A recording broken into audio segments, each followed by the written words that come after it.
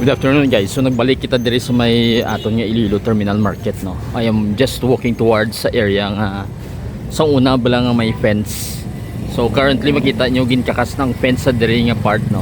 I'm not sure sa iban nga side sinim no. Pero currently diri sa may De Leon Street ano, wala na sang fence, so makita na naton ang itsura sang well, probably this could be the serves as the frontage no, ang facade niya. And then I believe ang ini nga signage disang SM no, kaya ang name sang Iloilo Terminal Market, I think doon nagasiga ni siya kung gabi. So muna ang iba niya mga pictures natin nakita online no. So anyway, ang iya sini nga mga glass windows ara na makita nato nakaplastar naman, and then even ang mga doors no, ang mga pertahan dira nga may mga glass no, ara naman siya. So the almost complete sa sides no. Kag even din ang dito ganit sa area nga to may mga suga na no, nagasiga nakita nato, siguro gina-test nila kung nagasiga ang mga suga nga na. So makadto kita dito sa may fence nga side. Kay tanaw lang naton kung ang dito bala nga fence ginkakas man. So malakat na kita diri sa De Leon nga area no.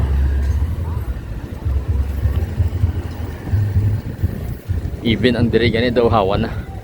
So some of the signs kung matanaw naton diri, try naton i-zoom, kita nyo dira may mga signage sa sulod no, pati ang mga LED lighting dito sa sulod, makita na naton diri sa sagwa.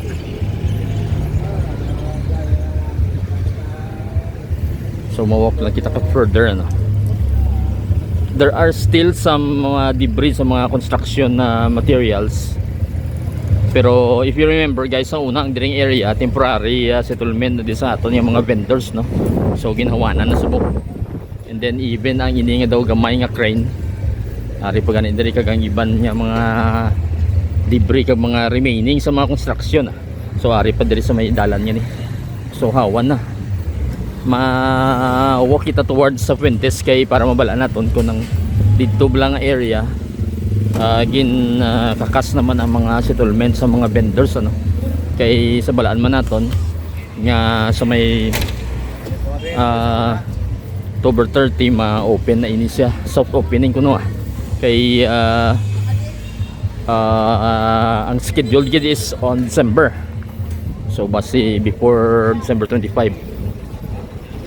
As of the moment try tanawon diri ang logo. I think ang ini nga lights nagasiga no, so siguro basta may logo na sa SM, so gina-testing nila siguro at the moment. So muna siya, so makita dira naton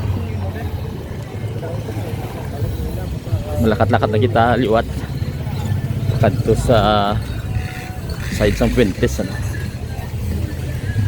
Dumiari ganit diri nga siguro basta naga-meeting sila, currently turnovers ang ila siguro mga pesto. Kung itanaw naton dira guys, sara to sila. So makita nila. So madiretso lang kita. Ang sa Fuentes nga area, try na naton kung makita. Actually diri makita na naton daw wala na sa ganitong wall ano. So ginkakas naman ang mga settlement diri nga temporary sa mga vendors naton. So try nato maliko dire kung makita kita sang mayong view bala.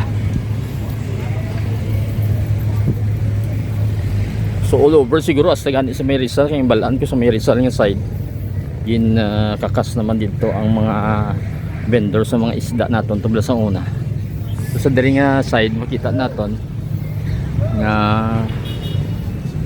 open na gid, so makita naton ang bilog nga side sa aton nga Terminal Market.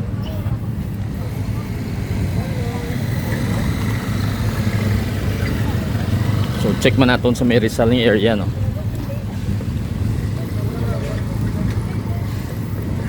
So eventually matamat na ni guys, sumahawanan ni eventually, sumabalik na ang dalan niya ni sa publiko no. So makita naton nga roughly mga 4 lanes sa ding area nga na di.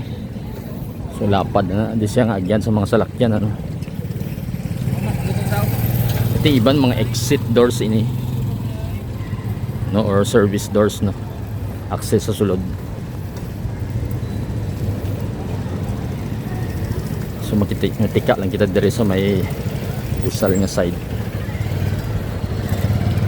Inuna nato na ibaluan niya gin una sila relocate I think. So ginkuha una ang mga sa likod ring area no. Yung mga saging gali dire. Hindi na kamada guro pagbasi abot ni.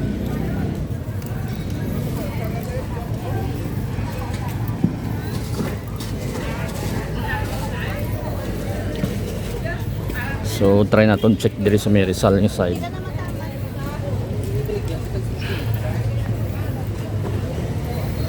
So as I can see from here nga may hawa naman ano, so makita natin dira. Wala na sang mga vendors. So naging kakas ng temporary nga settlement nila. So check natin.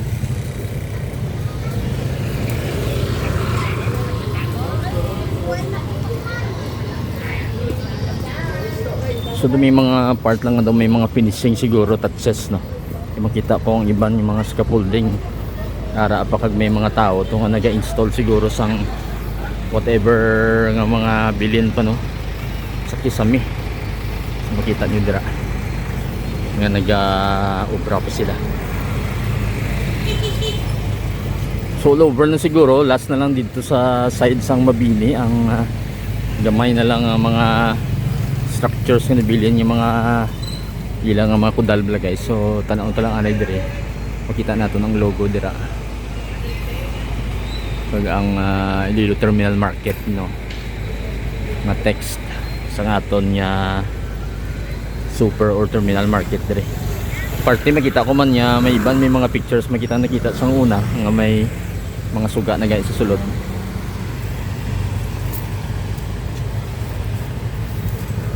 So muna na guys, nagkatika na kita dire sa aton nga terminal market.